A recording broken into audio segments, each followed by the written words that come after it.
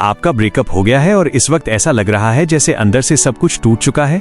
दिल में भयंकर दर्द है, दिमाग काम नहीं कर रहा और मन कर रहा है कि बस किसी भी तरह उनसे एक बार बात हो जाए, गिड़गिड़ाकर या रोकर उन्हें वापस बुला लें। रुकिए, अगर आपने इस वक्त एक भी गलत कदम उठाया तो आप अपने पार्टनर को हमेशा के लिए खो देंगे। ज्यादातर लोग ब्रेकअप के बाद पैनिक होकर वही 3 गलतियां करते हैं जो सामने वाले इंसान को उनसे और दूर धकेल देती हैं। आज के इस 10 मिनट के वीडियो में मैं आपको ब्रेकअप से बाहर निकलने और अपने पार्टनर को वापस लाने की वो साइकोलॉजिकल ट्रिक्स बताने वाला हूं जो 100% काम करती हैं। अगर आपने इस वीडियो का 1 सेकंड भी मिस किया तो शायद आप अपनी लाइफ की सबसे बड़ी गलती कर बैठेंगे। इसलिए इस वीडियो को बिना स्किप किए पूरा देखिएगा। दोस्तों, अगर आपका हाल ही में ब्रेकअप हुआ है तो मैं जानता हूं कि इस वक्त आपके दिल और दिमाग में क्या चल रहा है। सांस लेना भारी लग रहा होगा, हर पल उसी इंसान का ख्याल आ रहा होगा और मन कर रहा होगा कि बस किसी भी तरह उनसे एक बार बात हो जाए, सब कुछ पहले जैसा ठीक हो जाए। लेकिन रुकिए, इस वक्त आप जो कदम उठाएंगे वही तय करेगा कि आपका पार्टनर आपकी जिंदगी में वापस आएगा या आप उन्हें हमेशा के लिए खो देंगे। ब्रेकअप के बाद 90% लोग वही गलतियां करते हैं जो उन्हें नहीं करनी चाहिए और नतीजा ये होता है कि सामने वाला इंसान उनसे और दूर चला जाता है। इसलिए इस वीडियो के पहले पार्ट में हम बिल्कुल साफ और सीधी बात करेंगे कि ब्रेकअप होते ही आपको सबसे पहले क्या करना है और कौन सी गलतियां अपनी आत्मसम्मान और रिश्ते को बचाने के लिए तुरंत रोकनी है। सबसे पहली बात, ब्रेकअप के तुरंत बाद पैनिक होना बंद कीजिए। जब कोई हमें छोड़कर जाता है तो हमारा दिमाग इमरजेंसी मोड में चला जाता है। हम रोने लगते हैं, गिड़गिड़ाने लगते हैं, लंबी लंबी चिट्ठियां या मैसेज भेजने लगते हैं और बार बार फोन करते हैं। आपको लगता है कि आप अपना दर्द दिखाकर सामने वाले का दिल पिघला लेंगे। सच ये है कि ऐसा करने से सामने वाले की नजर में आपकी वैल्यू खत्म हो जाती है। उन्हें लगता है कि उन्होंने आपको छोड़कर बिल्कुल सही फैसला लिया है। गिड़गिड़ाने से प्यार नहीं मिलता, सिर्फ भीख में तरस मिलता है और तरस पर टिका रिश्ता कभी लंबा नहीं चलता। अगर आप चाहते हैं कि आपका पार्टनर वापस आए या कम से कम आपकी कद्र समझे तो आपको आज और इसी वक्त से नो कॉन्टैक्ट रूल यानी नो कॉन्टैक्ट रूल लागू करना होगा। नो कॉन्टैक्ट रूल का मतलब ये नहीं है कि आप एटीट्यूड दिखा रहे हैं या खेल खेल रहे हैं। इसका सीधा सा मतलब है कि आप सामने वाले को वो दे रहे हैं जो उन्होंने मांगा है, स्पेस यानी दूरी। उन्हें महसूस होने दीजिए कि आपके बिना उनकी जिंदगी कैसी दिखती है। जब तक आप उनके आसपास मंडराते रहेंगे उन्हें आपकी कमी कभी महसूस ही नहीं होगी। किसी चीज की कीमत तब समझ आती है जब वो हाथ से छूट जाती है, न कि तब जब वो सामने पड़ी रहे। इस नो कॉन्टैक्ट पीरियड के दौरान आपको 3 काम सख्त पाबंदी के साथ करने हैं। पहला, ना कोई कॉल, ना कोई मैसेज। चाहे उनका बर्थडे हो, कोई त्योहार हो या आपको उनकी कितनी भी याद आ रही हो, अपनी तरफ से पहला कदम नहीं उठाना है। दूसरा, सोशल मीडिया पर अपना दुखड़ा रोना बंद कीजिए। सैड स्टेटस लगाना, टूटे हुए दिल की शायरी शेयर करना या ऐसे कोट्स डालना कि तुमने मुझे धोखा दिया, ये सब बंद कर दीजिए। जब आपका पार्टनर ये देखता है कि आप उनके बिना टूट गए हैं तो उनका ईगो और बढ़ जाता है। आपको सोशल मीडिया पर बिल्कुल नॉर्मल रहना है या फिर कुछ दिनों के लिए सोशल मीडिया से दूरी बना लेनी है। तीसरा, उनके दोस्तों या रिश्तेदारों के जरिए उन तक अपनी बात पहुंचाने की कोशिश मत कीजिए। ये बहुत बचकानी हरकत लगती है और इससे आपकी इमेज और खराब होती है। अब बात करते हैं कि इस वक्त अपने दिमाग को कैसे संभालना है। ब्रेकअप के बाद शुरुआती कुछ दिन बहुत दर्दनाक होते हैं। ऐसा लगेगा कि दुनिया खत्म हो गई है, लेकिन आपको ये समझना होगा कि ये दर्द परमानेंट नहीं है। ये सिर्फ आपके दिमाग का एक केमिकल रिएक्शन है, क्योंकि आपको उस इंसान की आदत हो चुकी थी। जब भी आपको उनकी बहुत याद आए या फोन उठाने का मन करे तो खुद से सिर्फ 5 मिनट का समय मांगिए। खुद से कहिए, मैं अभी कॉल नहीं करूंगा, 5 मिनट बाद सोचूंगा। धीरे धीरे ये क्रेविंग कम होने लगेगी। याद रखिए, जब आप खुद को शांत कर लेते हैं और सामने से पूरी तरह गायब हो जाते हैं, तब सामने वाले इंसान के दिमाग में सवाल उठना शुरू होते हैं। वो सोचने लगते हैं कि ये मुझे कॉल क्यों नहीं कर रहा, क्या ये मुझे भूल गया, क्या इसे फर्क ही नहीं पड़ा। यही वो पॉइंट है जहां से उनके दिल में आपके लिए उत्सुकता और डर पैदा होता है, आपको खोने का डर। लेकिन नो कॉन्टैक्ट रूल सिर्फ एक शुरुआत है। असली खेल इसके बाद शुरू होता है कि इस खाली समय में आपको अपने ऊपर कैसे काम करना है ताकि जब वो वापस आएं तो उन्हें एक बेहतर और मजबूत इंसान दिखे, वही पुराना रोता हुआ इंसान नहीं। एक में हमने समझा कि ब्रेकअप के तुरंत बाद पैनिक नहीं होना है और नो कॉन्टैक्ट रूल लागू करना है। अब आते हैं सबसे अहम मोड़ पर, इस दूरी का इस्तेमाल खुद को बदलने और सामने वाले की साइकोलॉजी को समझने में कैसे करना है। ज्यादातर लोग नो कॉन्टैक्ट रूल को एक वेटिंग गेम समझ लेते हैं। वे सोचते हैं कि बस 30 दिन शांत बैठ जाओ और पार्टनर अपने आप दौड़कर वापस आ जाएगा। अगर आप सिर्फ फोन को घूरते रहेंगे और दिन गिनते रहेंगे तो यकीन मानिए आप सिर्फ अपना समय बर्बाद कर रहे हैं। नो कॉन्टैक्ट का असली मकसद पार्टनर को मनाना नहीं, बल्कि खुद को री इन्वेंट करना, यानी एक नया और बेहतर इंसान बनाना है। सबसे पहले बात करते हैं उस इंसान की साइकोलॉजी के बारे में जिसने आपको छोड़ा है। जब कोई ब्रेकअप का फैसला लेता है तो उसके दिमाग में एक बात साफ होती है कि आपके साथ उसकी जिंदगी अब उबाऊ या दर्दनाक हो गई है। उसके दिमाग में आपकी सिर्फ वही छवि छप जाती है जो रिश्ते के आखिरी दिनों में थी, चिड़चिड़ा, परेशान, शक करने वाला या बहुत ज्यादा डिपेंडेंट इंसान। जब तक आप उस पुरानी छवि को बदलेंगे नहीं, तब तक कोई आपके पास वापस क्यों आना चाहेगा? आपको खुद से 3 बहुत कड़वे और सच्चे सवाल पूछने होंगे। 1. रिश्ते में मेरी तरफ से क्या गलतियां हुई? 2. क्या मैं अपनी जिंदगी में बहुत ज्यादा बेबस और दूसरों पर निर्भर हो गया था? 3. क्या मैंने उस इंसान को अपनी पूरी दुनिया मान लिया था और खुद की केयर करना छोड़ दिया था?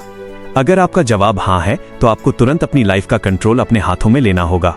इस फेज में आपको अपनी लाइफ के 3 हिस्सों पर काम करना है: आपकी फिटनेस, आपका करियर और आपका सोशल सर्कल।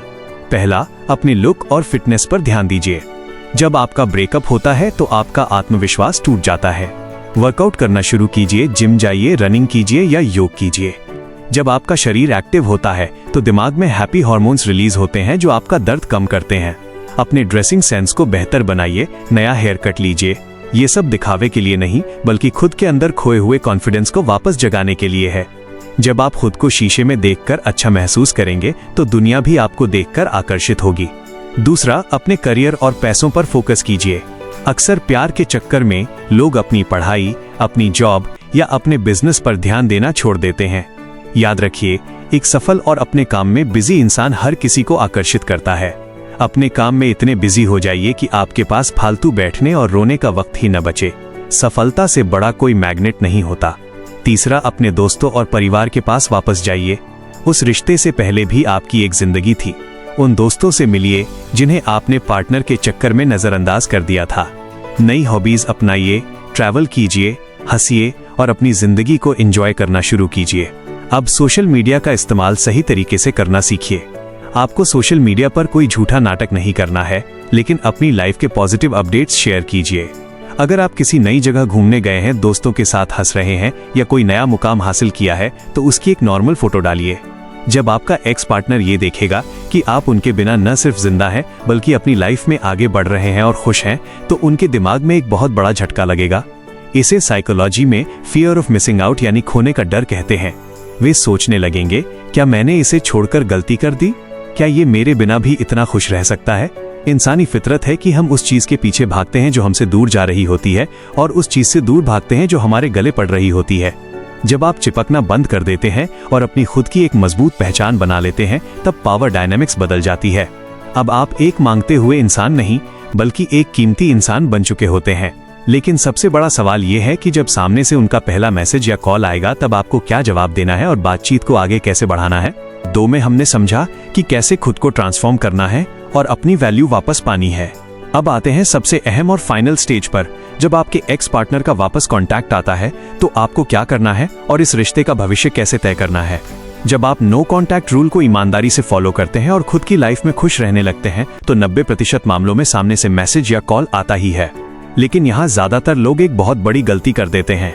जैसे ही उनका हाई या हाउ आर यू का मैसेज आता है, लोग खुशी के मारे तुरंत रिप्लाई कर देते हैं या इमोशनल होकर रोने लगते हैं। आपको ये गलती बिल्कुल नहीं करनी है। अगर उनका मैसेज आता है तो तुरंत रिप्लाई मत कीजिए। थोड़ा वक्त लीजिए, कम से कम 2 से 3 घंटे बाद एक नॉर्मल और शांत तरीके से रिप्लाई कीजिए। आपका जवाब छोटा, पोलाइट और फॉर्मल होना चाहिए। कोई शिकायत मत कीजिए, कोई पुराना दुख मत उघाड़िए और ये भी मत दिखाइए कि आप उनके मैसेज का ही इंतजार कर रहे थे। अगर वो पूछें कि आप कैसे हैं, तो बस कहिए, मैं बहुत अच्छा हूँ, आप बताओ।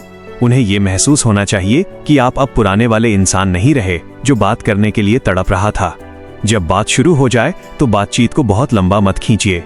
शुरुआती कुछ दिनों तक कॉल या चैट को खुद पहले खत्म करना सीखिए। कहिए, अच्छा अभी मुझे एक काम से जाना है, फिर बात करते हैं। जब आप बातचीत को सही मोड़ पर खुद खत्म करते हैं, तो सामने वाले के मन में आपसे दोबारा बात करने की तड़प बनी रहती है। अब बात करते हैं उस मुलाकात की जब वो आपसे मिलने के लिए कहें। जब भी आप उनसे पहली बार मिलने जाएं, तो अपने लुक पर पूरा ध्यान दें, खुश मिजाज रहें और पॉजिटिव एनर्जी के साथ जाएं। मुलाकात के दौरान पुरानी कड़वी बातें, ब्रेकअप की वजह या किसी तीसरे इंसान का जिक्र बिल्कुल न करें। उन्हें ये एहसास कराएं कि आपके साथ वक्त बिताना कितना खुशनुमा और सुकून देने वाला है। उन्हें आपकी नई पर्सनालिटी से प्यार होना चाहिए, पुरानी यादों से नहीं। लेकिन यहाँ आपको एक बात का बहुत सख्ती से ध्यान रखना है, बाउंड्रीज यानी अपनी सीमाओं का। उन्हें बिना किसी कमिटमेंट के वो सारे फायदे मत दीजिए जो एक पार्टनर को मिलते हैं। जब तक वो साफ साफ शब्दों में आपसे ये ना कह दें कि वे रिश्ते में वापस आना चाहते हैं और पुरानी गलतियों को सुधारने के लिए तैयार हैं, तब तक उनके लिए पूरी तरह से उपलब्ध मत हो जाइए। अगर आप बिना किसी बदलाव या कमिटमेंट के वापस मान जाएंगे तो वे आपकी कद्र कभी नहीं करेंगे और दोबारा आपको छोड़कर चले जाएंगे। और अब सबसे आखिरी और सबसे कड़वी बात, जिसे समझना आपके लिए बहुत जरूरी है। इस पूरी प्रोसेस के दौरान आपको ये भी साफ हो जाएगा कि क्या वो इंसान सच में आपके काबिल है या नहीं। कई बार नो कांटेक्ट और सेल्फ इंप्रूवमेंट के बाद आपको खुद ये एहसास होने लगता है कि आप उस इंसान से कहीं बेहतर डिजर्व करते हैं। अगर सामने वाला इंसान आपकी इतनी दूरी और बदलाव के बावजूद अपनी गलतियां मानने को तैयार नहीं है, आपकी कद्र नहीं करता या आपको सिर्फ एक ऑप्शन की तरह इस्तेमाल कर रहा है, तो आपको अपनी सेल्फ रिस्पेक्ट के साथ समझौता नहीं करना है। याद रखिए, जिंदगी में सच्चा प्यार वही है जो आपकी वैल्यू समझे। अगर वो वापस आते हैं एक बेहतर समझ के साथ, तो उनका स्वागत कीजिए और रिश्ते की एक नई मजबूत शुरुआत कीजिए। लेकिन अगर वो नहीं आते तो समझ लीजिए कि कुदरत ने आपको किसी बहुत बड़ी मुसीबत से बचा लिया है और आपके लिए कोई इससे बेहतर इंसान लिखा है। आपका मकसद किसी के पीछे भागना नहीं, बल्कि खुद को इतना काबिल और मजबूत बनाना है कि लोग आपकी जिंदगी में रहने को अपनी खुशकिस्मती समझें। अपनी वैल्यू पहचानिए, खुद से प्यार कीजिए और आगे बढ़िए। अगर इस वीडियो ने आपके दिल को छुआ हो और आपको जरा सी भी मदद मिली हो, तो इस वीडियो को लाइक जरूर कीजिएगा, क्योंकि आपका एक लाइक मुझे ऐसी ही और सच्ची और काम की वीडियोस बनाने का हौसला देता है। अगर आप इस चैनल पर नए हैं तो अभी सब्सक्राइब बटन पर क्लिक करें और साथ ही बेल आइकन को दबाना न भूलें, ताकि जिंदगी और रिश्तों से जुड़ी ऐसी ही प्रैक्टिकल गाइडेंस आपको सबसे पहले मिलती रहे। आपकी जिंदगी में इस वक्त क्या परिस्थिति चल रही है, मुझे कमेंट करके जरूर बताइएगा। मैं आप सभी के कमेंट्स पर्सनली पढ़ता हूं और कोशिश करूंगा कि आपकी प्रॉब्लम पर अगली वीडियो बना सकूं। अगर आपका कोई दोस्त या करीबी इंसान इस मुश्किल दौर से गुजर रहा है, तो इस वीडियो को उनके साथ शेयर करना न भूलें। खुद का ध्यान रखिए, अपनी वैल्यू पहचानिए और मजबूत बनिए। मिलते हैं अगली वीडियो में।